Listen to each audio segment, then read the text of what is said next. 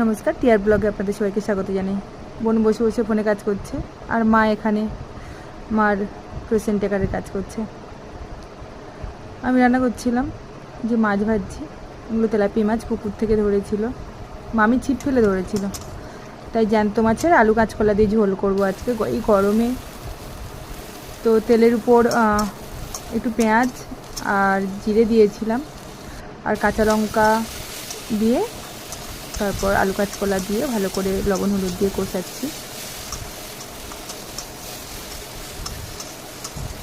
Just জিরের ঝোল, আর কিছুই না। তারপর জল ঢেলে দিয়েছিলাম, দেখুন ফুটে ওঠার পরে মাছগুলো দিয়ে দিয়েছিলাম। আমার তরকারি শেষ, এবার জিরে গুঁড়ো দিয়ে নামিয়ে দেবো। এই গরমে সিম্পল ঝোল, দেখুন কি সুন্দর হয়েছে।